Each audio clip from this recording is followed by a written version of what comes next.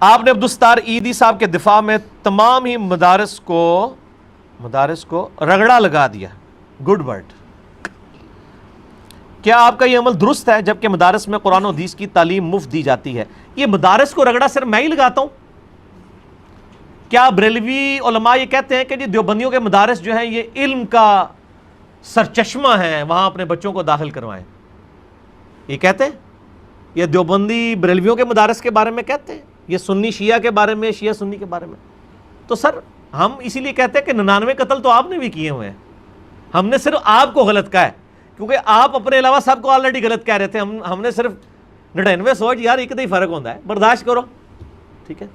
باقی رہا عبدالستار عیدی صاحب والا جو کلپ تھا اس کی کلیریفیکیشن اگلے ہی ہفتے آ گئی تھی. یہ مسئلہ 149A تھا، وہ 149B تھا، جس میں نے ایک کلیریفیکیشن دی تھی کہ عرف عام میں جب بات ہوتی ہے، جب ہم کہتے ہیں یار پاکستانی قوم بے ایمان ہے، ٹی وی پہ ہم یہی رونا رو رہے ہوتے ہیں نا، ہماری قوم جاہل ہے. سارے اینکر، سارے سیاستدان کہہ رہے ہوتے ہیں. کسی نے احتجاج نہیں کیا جی اتنے پی ایچ ڈی موجود ہیں، آپ نے پاکستانی پوری قوم کو ہی کہہ دیا. سب کو پتا ہوتا ہے کہ عرف عام میں بات ہو رہی ہے. اس سے مراد 100% نہیں ہے بلکہ اس سے مراد میجورٹی ہے. اور یہ اردو میں بھی بولا جاتا ہے. ہم کہتے ہیں جی سارے سیاستدان کرپٹ ہیں، کہہ رہے ہوتے ہیں نا. وہ جی سیاستدان تو ہوں ہی پیڑے نے، تو کیا اس سے مراد سارے لوگ ہیں؟ شاہ امن نورانی صاحب جیسے لوگ بھی موجود تھے، سراج الحق صاحب جیسے لوگ بھی موجود ہیں، جن کو سپریم کورٹ کے جج صاحب بھی کہہ رہے ہیں کہ 62-63 سے اگر کوئی بچا تو ایک بندہ ہی ہوگا. آج اثاثے ان کے آئے ہیں تو 4.5 تولے سونا صرف، اور ایک 27 لاکھ کا مکان. ٹھیک ہے نا. تو جو سچے ہیں وہ مطلب موجود ہیں. یہ تو نہیں کہ سارے کرپٹ ہیں. چونکہ میجارٹی ہوتی ہے اس لیے ہم عرف میں بول رہے ہوتے ہیں یار یہ ہوتے ہی سے. اسی طریقے سے فوجی جرنیلوں کے بارے میں بات ہو رہی ہوتی ہے، سارے تو نہیں ہیں، اچھے لوگ بھی موجود ہیں. ٹھیک ہے. ملک کو نقصان پہنچانے والے لوگ بھی ہیں. تو یہ کیٹیگوریکلی جب بات ہو رہی ہوتی ہے اس کا مطلب یہ ہوتا ہے کہ میجورٹی کی بات ہو رہی ہے، نہ کہ اقلیت کی. اور قرآن نے بھی کہا کہ اکثریت تو ہمیشہ گمراہی رہے گی. آج بھی دنیا میں 1.5 ارب مسلمان ہیں اور 4.5-5 ارب کافر ہیں. تو یہ مدارس والا میں نے اگلی دفعہ کلیریفیکیشن اسی ہفتے ہی دے دی تھی کہ مدارس کے خلاف جب پچھلی گورنمنٹ کے انفارمیشن منسٹر نے کہا تھا نا کہ مدارس میں تو یہ موت کا منظر، مرنے کے بعد کیا ہوگا، یہ فضول کتابیں نعوذ باللہ پڑھائی جا رہی ہیں، اور اس کا مذاق اڑایا تھا. سب سے پہلے میرا کلپ آیا تھا مدارس کے دفاع میں کہ آپ قرآن و سنت کی تعلیمات کا مذاق نہ اڑائیں. آپ اختلاف رائے رکھیں. ہمیں بھی مدارس سے اختلاف رائے ہے، ہمیں اسکولوں اور کو ایجوکیشن سے بھی یونیورسٹیز کی اختلاف رائے ہے، لیکن اس کا یہ مطلب نہیں کہ ہم اس کو کیٹیگوریکل ڈینائی کر دیں. یہاں پہ بھی مدارس کے حوالے سے. اور دوسرا اس کے پیچھے میں نے ریزن اس میں بتائی تھی میرے بھائیوں. قرآن حکیم میں بھی پارہ نمبر 6 کا آغاز ہی اس سے ہوتا ہے. اللہ تعالیٰ فرماتا ہے اللہ تعالیٰ برائی کے الفاظ کے ساتھ کسی کا ذکر پسند نہیں کرتا سوائے اس شخص کے کہ جس پہ ظلم ہوا ہو. تو ہمارے دین پہ ظلم ہوا تھا ان لوگوں کی وجہ سے. یعنی ایک شخص، آپ لوگوں کو مس گائیڈ کر کے دہشت گرد بناتے تھے. آپ لوگوں سے مراد وہ لوگ جو یہ کام کرتے رہے.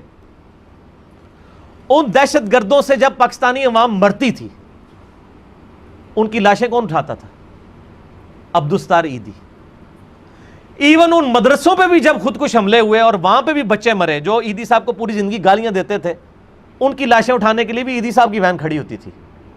تو سر جب وہ مر گیا تو آپ لوگوں نے مطلب یہ کہنا شروع کر دیا کہ نعوذ باللہ یہ بہت بڑا مجرم ہے کہ یہ مطلب وہ ناجائز بچے پالتا تھا. تو کیا قرآن حدیث میں کہیں لکھا ہے کہ جو ناجائز اولاد پیدا ہو؟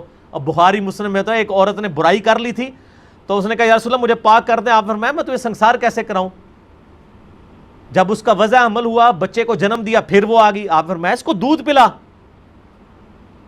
پھر وہ تھوڑا بڑا ہوا، جب وہ روٹی پکڑ کے کھانے کے قابل ہوا نا خود، پھر نبی علیہ السلام نے اس عورت کو سنسار کرایا. وہ ناجائز اولاد تھی. بخاری کے اندر حدیث موجود ہے. یہ آپ کے نبی کی تعلیمات ہیں. اس کے اوپر جب عیدی صاحب عمل کرتے رہے تو آپ کہتے رہے اس نے پنگوڑے رکھے ہیں تو اس نے جو ہے نعوذ باللہ زنا کو پروموٹ کیا. تو آپ کے یہ فتوے کہاں تک جاتے ہیں؟ نبی صلی اللہ علیہ وآلہ وسلم نے جو عورت کو سنسار نہیں کرایا اور اس بچے کو پیدا ہونے دیا پھر بڑا ہونے دیا، تو آپ نبی صلی اللہ علیہ وآلہ وسلم کے اوپر نعوذ باللہ اس قسم کے فتوے لگائیں گے؟ تو یہ جب بات ہوئی، کوئی ایک مولوی مجھے بتائیں میدان عمل میں اترا اور اس نے کہا کہ جی عیدی صاحب سے ہمارے اختلافات ہیں، لیکن یہ انہوں نے کام بہت اچھا کیا، اور یہ جو لوگ عیدی صاحب کے خلاف بول رہے ہیں وہ غلط کر رہے ہیں۔ تو سر پھر انجینئر صاحب جب سامنے آئے تو پھر نیریٹو کے اوپر کاؤنٹر نیریٹو اسی طریقے سے شد و مت سے آتا ہے۔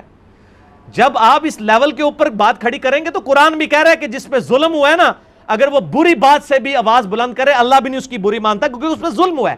آپ نے پاکستانی قوم کے اوپر ظلم کیا ہے، اور علماء میں سے کسی نے عیدی صاحب کا ساتھ نہیں دیا ان کے اچھے کام کے اوپر، الٹا آپ نے ان کو بدنام کیا۔ اور وہاں لبرلز کو موقع مل گیا، انہوں نے کہا یہ دیکھو مولوی اور نمازی لوگ اور پڑھے لکھے لوگ ہوتے ہی اس قسم کے دیندار ہیں، یہ تو دیکھو عیدی جو ان کی لاشیں اٹھاتا تھا آج اس کے اوپر بھونک رہے ہیں۔ تو پھر میں نے جب دفاع کیا، کاؤنٹر نیریٹو اسی طریقے سے کھڑا ہوتا ہے، کسی بات کو کانٹیکسٹ میں دیکھنا چاہیے۔ دین کی میت آپ نے لا کے ہماری یعنی سین میں رکھ دی اور ہمیں رونے بھی نہیں دے رہے آپ، ٹھیک ہے، تو کانٹیکسٹ میں چیزوں کو دیکھنا چاہیے۔